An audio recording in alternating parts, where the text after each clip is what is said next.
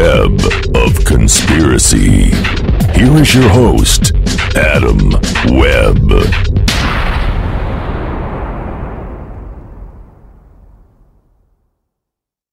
Hello, and welcome to another exciting edition of the Webb of Conspiracy. I am your host, Adam Webb. It is great to be back, finally. That being said, I want to apologize to my listeners for a unintended extended absence. Certainly while I had anticipated having some time away from the show over the last 3 months, I certainly didn't expect it to be this long. So I want to apologize to all those who have been so patiently waiting for a new podcast. I'm back at it again. In terms of some of the issues that occurred causing the delay was, as many of you know, those of you who have been listening to me for the last, when I started the show over 2 years ago now, I am a melanoma survivor, and as part of that, every 6 months I'm going in for different, more or less just checkups and things like that. Well, I had an unusual lesion that needed to be excised. It took some time away, had some testing, and so during that time I stepped away from the show to deal with the treatment for that. Fortunately, everything came back clean, good, no cancer, so far so good on that front. On top of that, I've also had some other life changes that are occurring that required me to spend a little more time with my family and taking care of some other things rather than focusing as much on the show as I would have liked. And I could have said, okay, well, I'm just going to go ahead and essentially half-ass the show, or I can put forth a better effort when I'm capable of getting back to it. So yes, the absence went much longer than anticipated. So for those of you who have been faithfully listening and have been reaching out to me via email and social media, once again, I do apologize for this delay, and hopefully now I'll be back at it more consistently.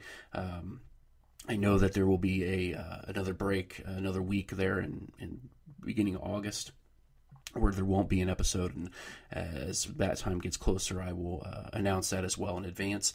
But once again, thank you to everybody who had reached out to me, and I know a number of you wanted to make sure everything was okay, and for those of you who did, I'm working on my way getting back to answering all those emails. But once again, my apologies for the delay. Certainly did not intend to go that long. I think prior to this, the longest I had gone was about a month, so 3 months away was not expected. But I'm back, and hopefully better than ever. I've taken into account some of the feedback I had received for the show and try to tweak some things here and there, but ultimately I'm still going to do what I do. And for those of you who enjoy it, then stick around. Those of you who don't, well, feel free to either listen to a different episode if it's something that you're not all that interested in, or move on. There are certainly hundreds of these types of podcasts out there, varying quality, certainly, and there are a number, certainly, of the big-name shows as well. So if you want more of the same of them, then feel free. If you're looking for something a little different, or at least trying to be something a little different, then hang in there with me, and I'm going to try to do some different things going forward. In terms of maybe touching some content I haven't in the past. That's my intention. And certainly trying to expand the show as much as I can, given my constraints. So that being said, there's a number of topics I wanted to touch on today.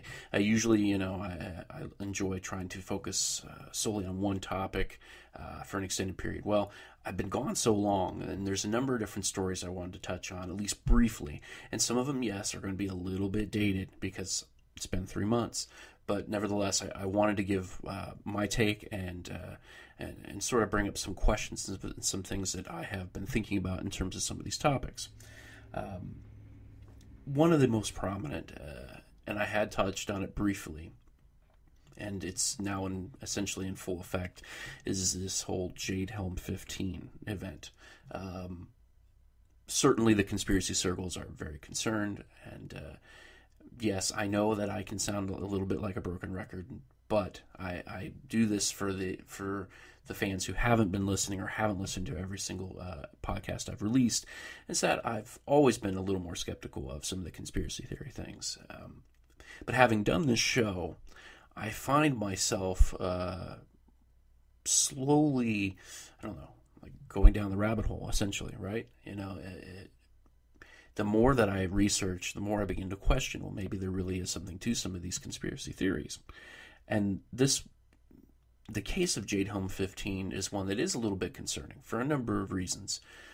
First off, it's being practiced in areas in which there is a considerable private militia contingent, particularly throughout the Southwest. So I know that there's some concern, certainly amongst those who are former military, who've set up and established some private militias, solely in the effect to defend the country, and not necessarily to overthrow or subvert, but to defend the country. The fact that there's a military exercise preparing for the possibility of civil unrest in the United States is a little bit concerning. Now, while it's not all that out of the routine, so to speak, to prepare for these kinds of things, it is a little disconcerting when you couple that with some other events and other information. Certainly, when you look at some of these efforts that the government has made in terms of trying to restrict the Second Amendment, I know there's a number of people who are very concerned about that, and I think that I've always tried to be very open in terms of all my political beliefs, and while I can understand some of the knee-jerk reactions, I think that we need to be very careful. And I think the case in Chattanooga highlights, the incident in Chattanooga highlights why gun control doesn't always work. Specifically in a case where this was a gun-free zone, tell that to the man who killed the Marines. Nevertheless, had these individuals been armed, I think we would have been looking at a very different outcome had these Marines been able to carry weapons in which they had been trained to use.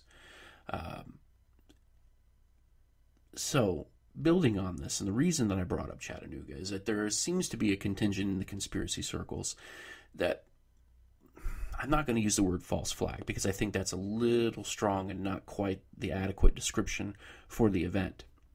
But many are of the belief that this is one of those things that could help kickstart martial law.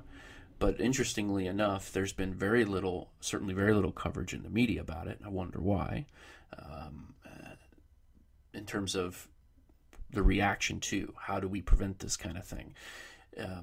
Interestingly enough, this seems to be a terrorist attack, and it just doesn't seem to be getting the same hype. And perhaps there is some desensitization going on here, right? People have become desensitized to the idea of terrorism because, this is just what we've been dealing with now for the last 14 years. I hope that's not the case. I hope that people aren't desensitized to this issue. It's still a huge issue and a huge concern going forward.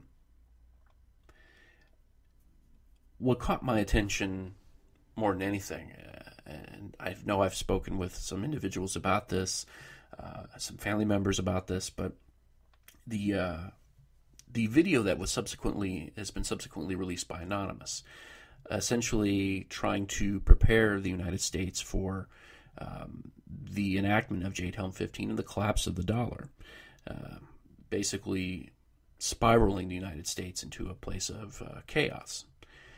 Now, I always try to be very cautious about, can we really descend that rapidly? Well, in theory, yes, it's certainly possible. There are a lot of people who stand to lose in the collapse of the dollar. And if there is a new world order in place that is trying to force the collapse of a U.S. dollar, then the powers that would be, the people, the individuals trying to motivate the situation in there would have to position themselves in such a way that the U.S. dollar collapsing would not hurt themselves. And while that's possible, I'm not quite convinced. I mean, I believe the timeline that Anonymous gave was 2016. So there's time, certainly. But ultimately, there would have to be a motivating factor for this to happen. And I think that's the key. What would be that factor? Why would the powers that be want that to happen? I don't know. I really don't know. And I know a number of people were looking at, the Chinese, and I don't know that would be the case either. I think globally, a collapse of the U.S. dollar would be devastating. because it stretches far beyond just the United States, but in terms of all the other nations that has dealings with us. I mean, we're looking at the situation in Greece, and that's ridiculous. But if that were to happen in the United States, well, forget about it. Certainly, we're looking at an entire new economic order that would need to be in place if that happened. So, is it possible? Well, maybe. Maybe Anonymous is onto something. I know that I've had in terms of when I think about these hacktivists, right, such as Anonymous, and I've talked about Edward Snowden in the past, it's difficult to make an accurate judgment on the individuals involved in both these cases, in that I have respect for some of the things that they're trying to do. I just may not always agree with how they've done it. And I think Anonymous is certainly touching on an important point, and that is, if the dollar were to collapse, if it were, and there's a number of factors that have to go into that happening, but if it were to collapse, the results would be devastating.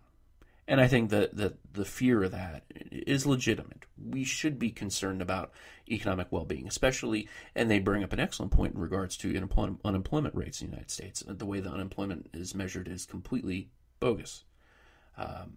Trying to watch my language a little bit there. That's a soft term for how I really feel about it. The unemployment rates are ridiculously high in the United States. So there's a number of topics that they touch on that I completely agree with them. So I would, to an extent, say yes, we need to be very concerned, and we should try to be prepared as possible. And I realize that for some people, it's easier than others. Nevertheless, there's some really just weird things going on globally. Precious metals prices are down. It's just a really strange in terms of the world economy. And I know for a fact, from my experience outside of the show and some of the things that I've done, that there are individuals that are working towards building a different economy. Now, what that economy is, in terms of what does it produce, what does it create, that's the key. And there are people who are motivating the situation in terms of, we need to do this, we need to change the way that we view work, we need to change the way that we view everything, we need to adjust our economy to adapt to the changing technologies, because the economy as it is currently structured does not adapt well with our technology. And we've seen some of these small changes certainly occurring, but there are many who have positions of influence who are working to change that even more. So maybe this 2016 collapse, maybe there really is something to that. I don't like being a fearmonger. I've made that clear in the past. I've always preached patience with all of these and skepticism. But this is a scenario in which they really may be onto something here. And that's my perspective from my experience and individuals who I have spoken to over the last couple of years who have some connections. So that being said, if you're in a position to garner protection and to, I don't want to be, want to be a doomsday prepper necessarily, but it wouldn't hurt to have certainly some emergency supplies in the event that things go bad. Now, switching gears slightly, there's another story, and I shouldn't say story, but there's another individuals whose work I followed, and I'm sure that many of you have already familiar with his work. Certainly, I know he has done a number of other shows such as this. He's been a frequent guest on some of the bigger ones. But if you're not familiar with the work of David Paulides, I would suggest you check into it.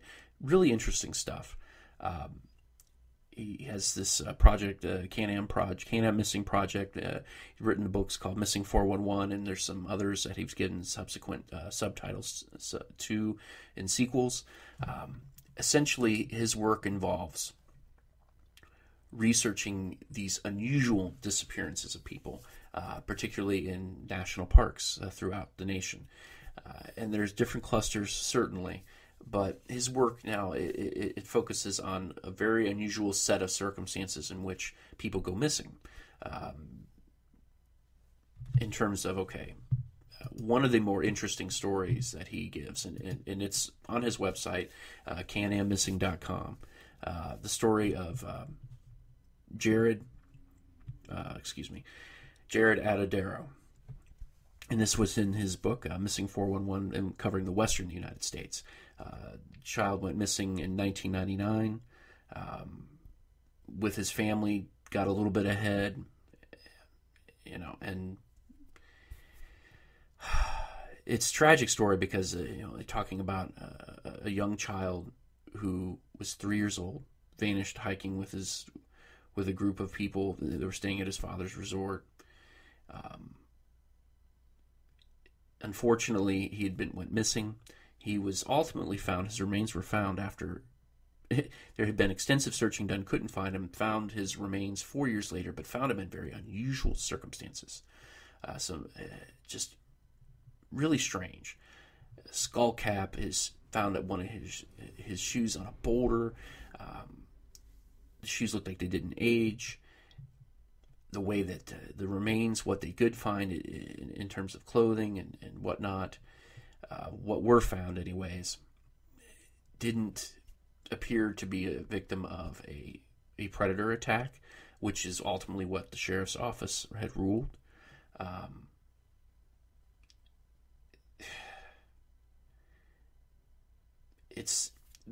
I think these stories in his work is pretty impactful, just because we're talking about a number of people who have suffered. They've lost people, they've lost loved ones, and they do not have any real closure.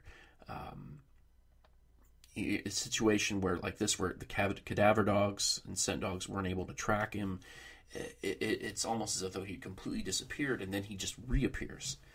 There's a number of strange cases that he highlights, and certainly I had done a podcast, I believe it was several months back now, about some missing persons. People had disappeared in Vermont region. And some of those stories sound very eerily similar to the work that Paulides has done. And if you go to his website, you'll get a better idea in terms of some of the specifics and whatnot, but some of them are really bizarre.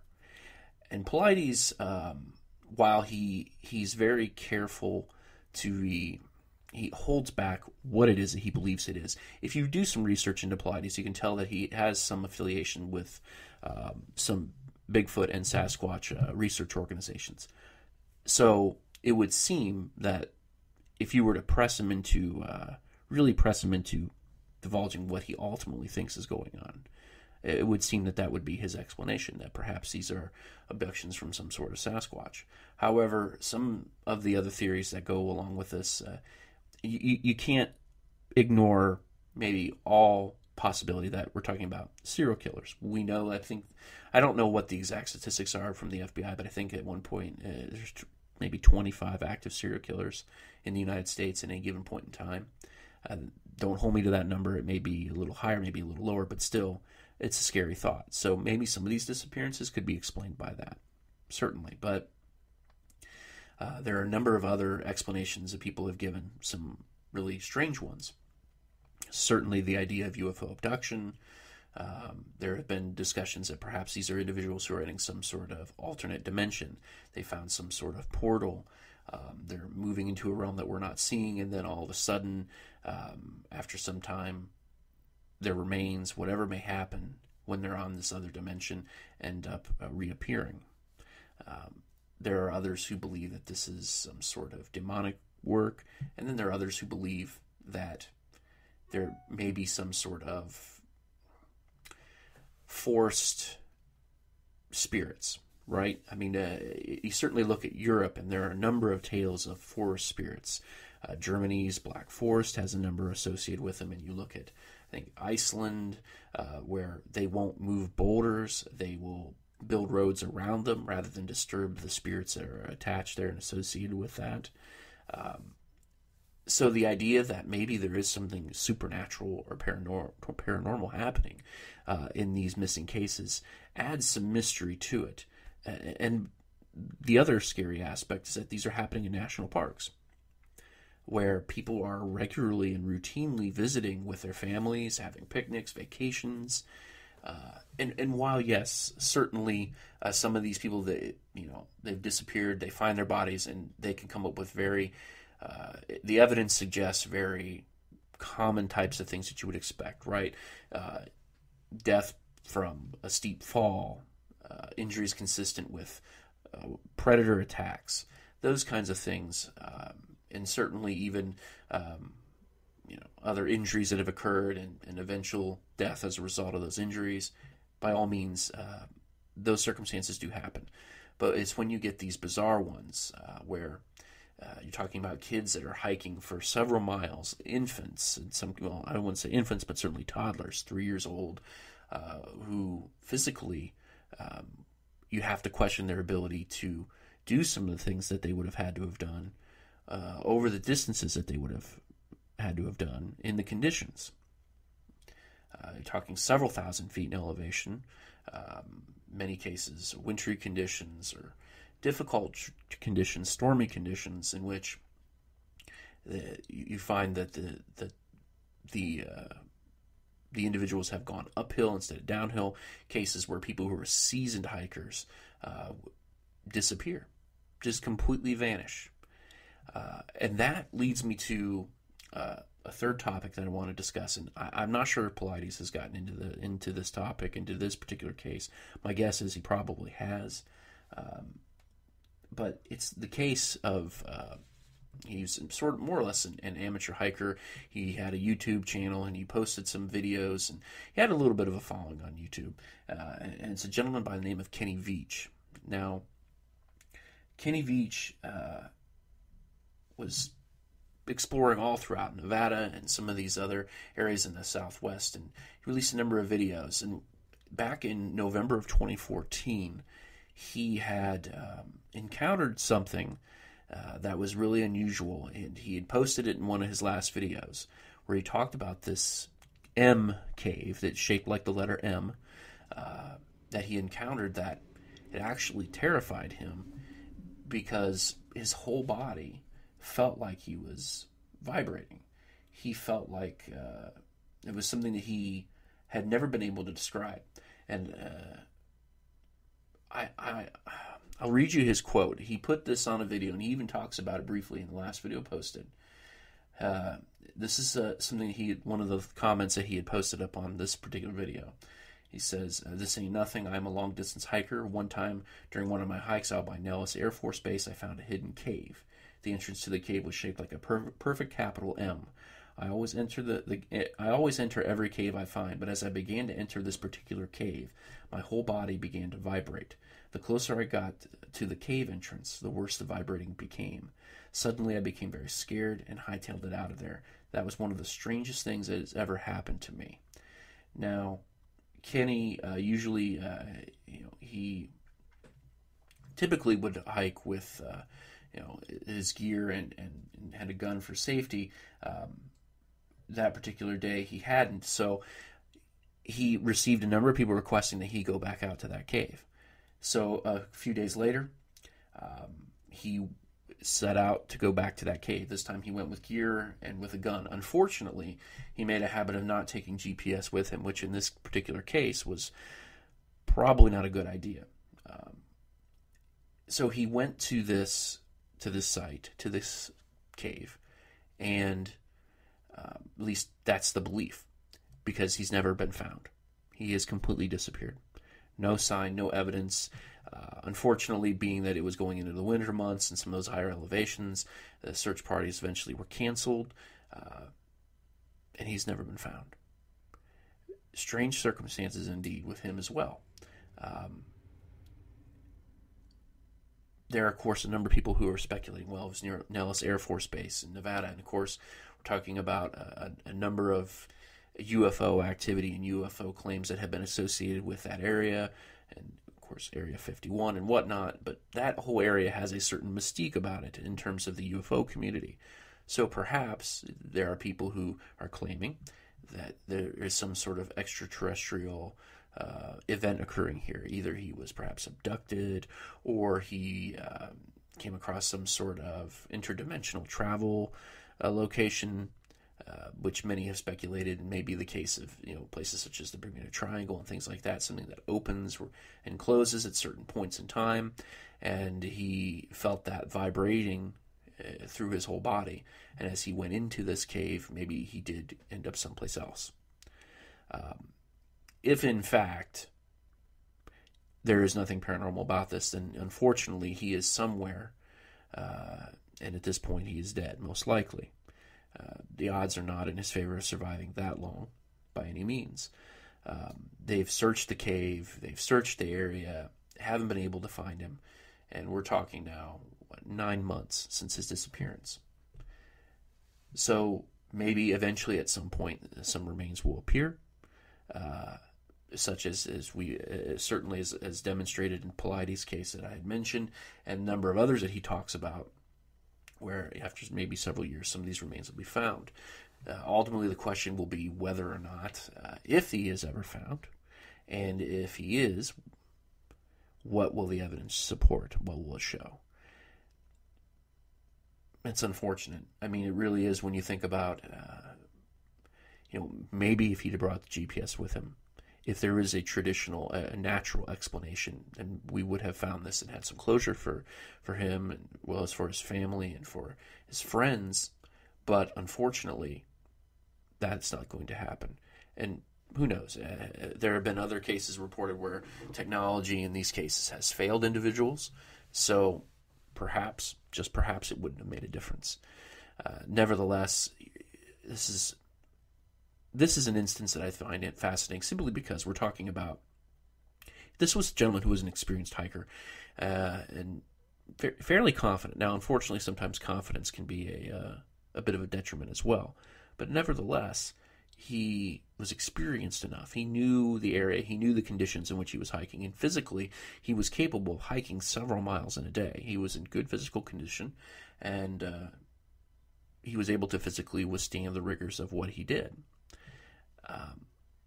So to see that someone with this kind of experience just vanishes, just completely vanishes, not a trace. I mean, what the hell? How does that happen? How does that happen in which someone just completely disappears? And that is an excellent question. And unfortunately, it happens every day in the United States and presumably across most of the world. People just vanish. Why is it happening? How is it happening? One other interesting thought that I have come across that someone had argued, and this would be certainly for those who are of fundamental Christian beliefs and other Christian, even maybe not so much fundamentalists, but other Christian beliefs as well, the idea of this, the rapture, right? Perhaps these are people who are just being plucked off the face of the earth, disappearing. Interesting thought. I'm not sure if that's the case or not, given some of the beliefs that, particularly in fundamentalist religions, that you have to be saved and whatnot. I would imagine there would be more people gone if, in fact, that was the case. But nevertheless, interesting thought. Maybe there is some sort of strange rapture-like event occurring here. Maybe we're just not understanding the way that it's working. Unfortunately, I think most of these missing persons cases can be attributed to malicious means in terms of murders. We know for a fact that there are, unfortunately, sex trafficking is certainly a huge issue these days, so some of it can be explained to that. But then I think when you're talking about a number of the other cases, you're talking about other natural occurrences. It's just a situation where bodies have not been found. However, you get some of these cases, such as Kenny Veach's and Jared Adadero, where the evidence or the lack thereof and the circumstances are just very peculiar. And you have to begin to wonder, perhaps there is something outside of the natural to explain these. Now, I had touched on briefly on UFOs, and I'm going to post this link up on the social media. It's kind of an interesting picture, nevertheless. I'd love to get your feedback on what you think this is. But there was an image captured by NASA, I believe Russia Today had released this information, but this news report, but a NASA image that was captured by the Solar and Heliospheric Observatory caught what some say is an image of a spacecraft near the sun, and they estimate it to be nearly the size of Idaho. It's an interesting looking picture. I don't know that I would dare say that this is certainly a UFO. I know there are some people who believe that there's a natural explanation, that this is just some of the solar energy that it's coming off being released from the sun, and the flares and whatnot. But this appears to be, it does have a strange symmetrical look to it, undoubtedly. So I'm going to post those pictures up on the social media. I'm going to just put the link up so you can take a look and tell me what you think. I'd love to get your feedback. If, in fact, this thing is a spacecraft, this thing is massive, and it certainly has the ability to withstand the extreme temperatures being that close to the sun. So it's an interesting picture, and there's been a number of other UFO sightings released recently that have caught my attention. I know there's one of this, what appears to be almost like a gelatinous type of cloud that is floating in the opposite direction. And I've looked at that video a few times, and part of me, wants to think that, okay, this is legit. I'm just not certain of it. Part of the problem with the video is that there seems to be some debate as to where it actually originated. Did it originate in New York? Did it originate in Philadelphia? No one seems to be able to determine that, first off, which should be your first concern that perhaps something is wrong here. And while the gentleman in the filming this does express a degree of, wow, what is this? He just doesn't react in the way that I would think someone would react. Now, I'm not a psychologist, I'm not a psychiatrist, so judging by reaction may not be my strong suit, but I have to tell you that if I were to see something like that, I would have reacted a whole lot more animatedly, I suppose, would be the word that I would use. I wouldn't have been, oh yeah, that was the strangest thing I've ever seen. Well, that might be, but I think that you would be able to detect in his tone when you hear the video. It's just, I'm not 100% sold. It does sort of look like perhaps it is some sort of maybe huge plastic bag floating in the wind. Then again, we also talk about the possibility of CG these days. Unfortunately, anybody who would so choose or desire can create fairly authentic-looking evidence for either extraterrestrials or ghosts and other paranormal activity fairly easy these days with the technology that we have. So now we're in an age where it's become even much more difficult to determine what the hell we're dealing with. When we get some of these videos, we have to be so much more skeptical than we've ever been in the past. And I think that video certainly is another one. So I'm going to go ahead and release these videos and these images, links on the site, so you can take a look and tell me what you think. If you think it's legit or not, I'd love to get your feedback on that. Well, that's all that I have for today. I will be back again next week.